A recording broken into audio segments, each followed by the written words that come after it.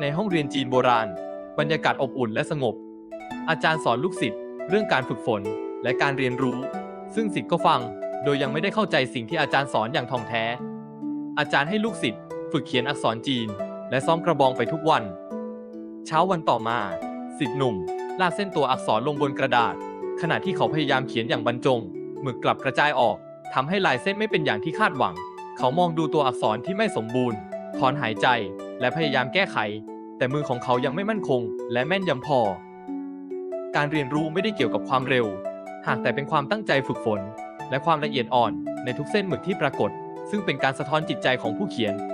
ที่ลานฝึกยุทธศิษย์หนุ่มถือกระบองไม้อย่างมั่นคงเผชิญหน้ากับหุ่นฟางที่ตั้งอยู่ตรงหน้าเขาสูดหายใจลึกก่อนเหวี่ยงกระบองไม้ไปข้างหน้าแต่พลาดเป้าเล็กน้อยทำให้เขาหยุดนิ่งและคิดว่าทำไมถึงทำพลาดทุกความผิดพลาดคือบทเรียนที่สำคัญและการพยายามอีกครั้ง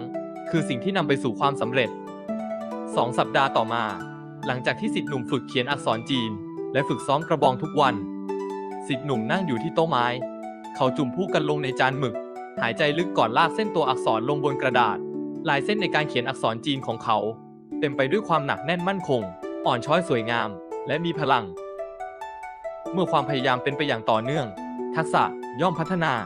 แม้แต่เส้นหมึกที่เคยสั่นไหวก็จะกลายเป็นอักษรที่มั่นคงและทรงพลังด้วยการซ้อมกระบองทุกวันอย่างต่อเนื่องฝีมือการใช้กระบองของเขาก็พัฒนาขึ้นทั้งมีความคล่องแคล่วสามารถฟาดโดนหุ่นฟางได้อย่างแม่นยำและมีพลังอย่างมาก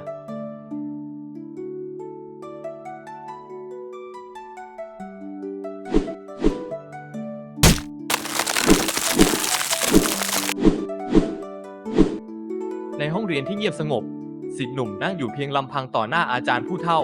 เขายกมือขึ้นสีหน้าเต็มไปด้วยความกระจ่างแจ้งศิษย์ค้นพบคำตอบด้วยตนเองเขาเงยหน้ามองอาจารย์ก่อนจะพูดด้วยเสียงหนักแน่นข้าเข้าใจแล้วครับอาจารย์สิ่งที่อาจารย์สอนข้าเรื่องการฝึกฝนและการเรียนรู้เมื่อ2 สัปดาห์ก่อนการฝึกฝนมิใช่เพียงเพื่อความชำนาญเท่านั้นแต่มันทำให้ข้าเข้าใจตนเองและเรียนรู้จากความผิดพลาดนำไปสู่การพัฒนาอาจารย์ผู้เฒ่ามองศิษย์หนุ่มด้วยรอยยิ้มบางๆก่อนจะพยักหน้าช้าๆและลูบคอเบาๆขณะฟังคำพูดของศิษย์และเต็มไปด้วยความภาคภูมิใจการฝึกฝนทำให้เข้าใจตนเองและเรียนรู้จากความผิดพลาดนำไปสู่การพัฒนาภายในห้องเรียนปรัชญาเหล่าศิษย์นั่งล้อมรอบอาจารย์ในบรรยากาศเงียบสงบขณะที่อาจารย์นั่งบนเก้าอี้ไม้แล้วเริ่มสอนแก่เหล่าศิษย์ว่ามนุษย์ทุกคนล้วนต้องมีมิตรสหายแต่สิ่งสำคัญคือเราต้องเลือกมิตรที่ดีเพราะมิตรที่ดีจะช่วยให้เราก้าวหน้าส่วนมิตรที่ไม่ดีจะนำเราสู่หายนะ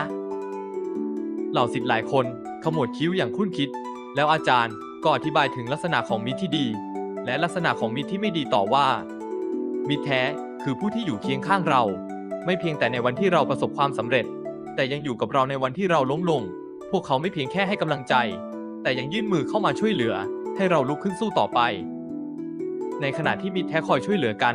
มิตรที่ไม่หวังดีกลับจะแสวงหาประโยชน์จากผู้อื่นเมื่อหมดประโยชน์แล้วก็จากไปอาจารย์กล่าวต่อว่าในยามที่เราประสบปัญหานั่นคือเวลาที่เราจะได้รู้ว่าใครคือมิตรแท้ที่แท้จริงมิตรแท้จะไม่ทอดทิ้งกันแม้ในยามขัดสนพวกเขาจะแบ่งปันแม้เพียงเล็กน้อยที่มีมิตรแท้จะอยู่เคียงข้างเราเสมอแม้ในวันที่เราหมดกำลังใจจะคอยปลอบใจและให้กำลังใจให้เราได้สู้ต่อได้อย่างเข้มแข็งมิตรที่ดีจะนำพาเราไปสู่เส้นทางที่ถูกต้องส่วนมิตรที่ไม่จริงใจจะนำพาเราไปสู่ความล้มเหลวและคอยหวังแต่ผลประโยชน์จากเราณเรือนพักของศิษย์หนุ่มสำนักปรัชญาจีนเขาออกจากบ้านเพื่อมุ่งหน้าไปยังตลาดของหมู่บ้านด้วยความตั้งใจจะไปซื้อของและพบปะผู้คนขณะที่ศิษย์หนุ่มเดินไปตามถนนของหมู่บ้านทันใดนั้นเสียงตวาดดังขึ้นจากข้างทางเขาเห็นชายวัยกลางคนกำลังดุด่าลูกชายตัวเล็กที่นั่งคุกเข่ากับพื้นใบหน้าของเด็กชายซี่เซียวผู้เป็นพ่อต่อว่าลูกชายด้วยสีหน้าโกรธอย่างมากที่ลูกชายทำเหยื่อกลนแตกศิษย์หนุ่มมองเหตุการณ์นั้นแล้วก็คิดว่าเด็กคงทำผิดจึงโดนพ่อดุเมื่อเดินเข้าไปในตลาดศิษย์หนุ่มเห็นพ่อค้าคนหนึ่งกำลังตำหนิลูกจ้างของเขาอย่างรุนแรงที่ทำถาดผลไม้หล่นกับพื้นพ่อค้าชี้หน้าต่อว่าเสียงดังผู้คนรอบข้างต่างมองดูเหตุการณ์นี้แต่ไม่มีใครเข้าไปช่วยศิษย์หนุ่มมองภาพนั้นแล้วเริ่มคุ้นคิดมากขึ้น เหตุใดมนุษย์จึงตำหนิผู้อื่นได้ง่ายได้เช่นนี้ขณะที่ศิษย์หนุ่มเดินไปตามถนนที่คึกคักในตลาดจู่ๆเท้าของเขาก็สะดุดเข้ากับก้อนหินบนพื้นทำให้เขาเสียหลักไปชนเข้ากับแผงผลไม้ของแม่ค้าจนผลไม้กลิ้งกระจัดกระจายไปทั่วพื้นศิษย์หนุ่มรู้สึกอับอายและโกรธมากดวงตาของเขาจับจ้องไปที่ก้อนหินเจ้าปัญหาด้วยความโมโหศิษย์หนุ่มชี้นิ้วไปที่ก้อนหินบนพื้นพร้อมกับบ่นพึมพำกับตัวเองว่าก้อนหินนี้ทำให้เขาล้มสีหน้าของเขายังคงเต็มไปด้วยความขุ่นเคืองเขารู้สึกว่าความผิดทั้งหมดมาจากก้อนหินที่ขวางทางเขาขณะที่ศิษย์หนุ่มยังคงจ้องมองก้อนหินอย่างไม่พอใจเขาก็เหลือบไปเห็นบางอย่างในแอ่งน้ำขังเล็กๆบนพื้นเขาหยุดชะงักเมื่อเห็นเงาสะท้อนของตนเองในน้ำเขาเห็นใบหน้าที่บึ้งตึงเต็มไปด้วยความโกรธในเงาสะท้อนนั้นศิษย์หนุ่มนิ่งไปชั่วขณะแล้วก็ฉุกคิดถึงสิ่งที่เกิดขึ้นกับเขาศิษย์หนุ่มกลับมาที่เรือนของเขานั่งลงบนม้านั่งไม้และไตร่ตรองถึงสิ่งที่พบเห็นในวันนี้ตั้งแต่พ่อที่ตำหนิลูกพ่อค้าที่ดูลูกจ้างและตัวเขาเองที่โทษก้อนหินทุกคนล้วนแต่ตำหนิสิ่งภายนอกโดยไม่ได้พิจารณาตนเองก่อนเขาหลับตาสูดลมหายใจลึกๆและระลึกถึงคำสอนของอาจารย์หากเจ้าต้องการเปลี่ยนแปลงโลกจงเริ่มจากเปลี่ยนแปลงตนเองก่อนรอยยิ้มบางๆปรากฏขึ้นบนใบหน้าของเขาศิษย์หนุ่มเรียนรู้บทเรียนสำคัญแล้วว่าการเติบโตที่แท้จริงเริ่มต้นจากการพิจารณาตัวเองก่อนที่จะแก้ไขผู้อื่นณ ศาลากลางเมืองอันโอโถง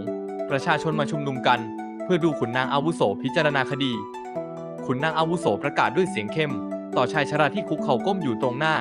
เจ้าหลบเลี่ยงภาษีข้าขอตัดสินให้เจ้าชดใช้3 เท่าของเงินที่เจ้าโกงไปประชาชนบางคนพยักหน้าเห็นด้วยขณะที่บางคนมองชายชราด้วยความสงสาร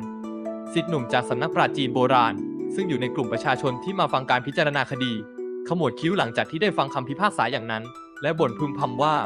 ขุนนางคนนี้ช่างไร้เมตตาเขาไม่คิดถึงเหตุผลของคนที่ทำผิดบ้างเลยหรือวันต่อมาศิษย์หนุ่มได้เดินผ่านทางเดินของศาลากลางเมือง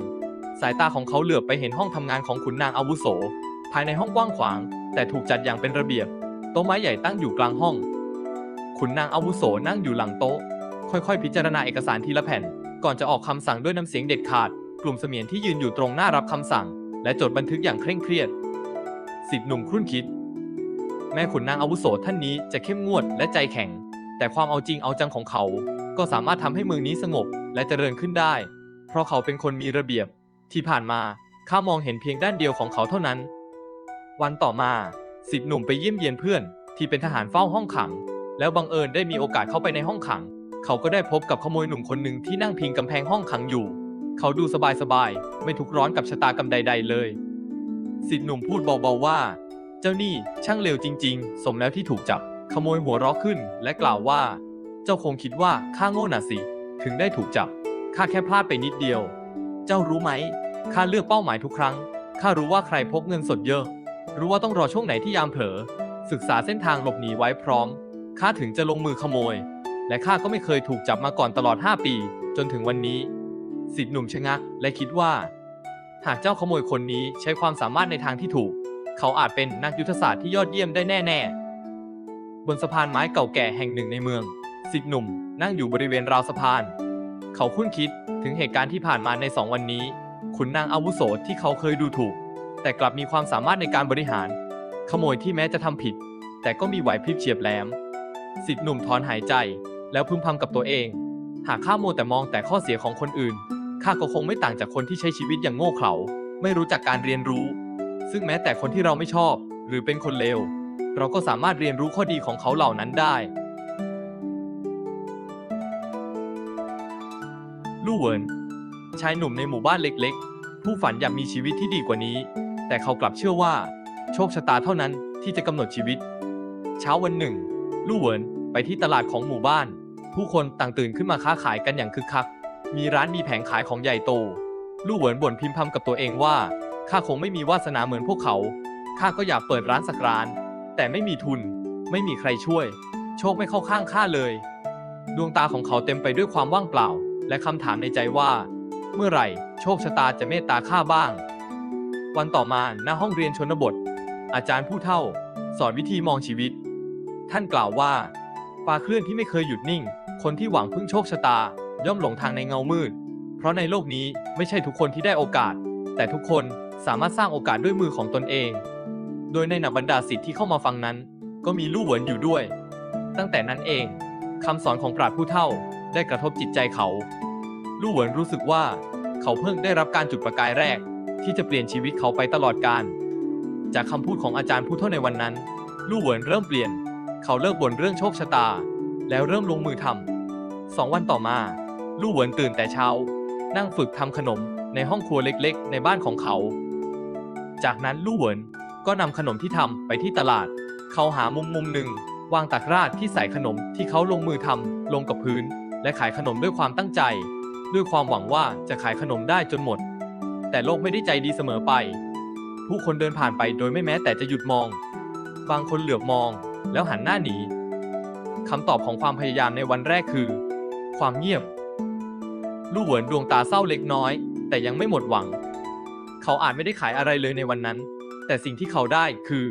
ความกล้าที่จะก้าวพ้นเงาของโชคชะตาและเผชิญหน้ากับความจริงลู่เหวินตื่นแต่เช้าทำขนมมาขายที่ตลาดทุกวันหลายวันผ่านไปจนเริ่มมีลูกค้าเข้ามาซื้อขนมของเขาและลูกค้าก็เริ่มมากขึ้นลู่เหวินยิ้มขณะหยิบห่อขนมส่งให้ลูกค้าแววตาเต็มไปด้วยพลังใจ1 ปีต่อมาจากชายที่รอโชคชะตาวันนี้เขาคือคนที่สร้างโชคชะตาและโอกาสด้วยมือของตนเองจากร้านขายขนมที่เคยมีแต่ตะกร้าและแผงขายเล็กๆตอนนี้กลายเป็นร้านขายขนมใหญ่โตและเป็นที่รู้จักอย่างดีของเมืองนี้โชคชะตาไม่ใช่สิ่งที่รอให้มาถึงแต่คือผลลัพธ์ของความกล้าที่จะลงมือแม้เพียงก้าวเล็กๆก็ตามพบกันใหม่คลิปหน้าสวัสดีครับ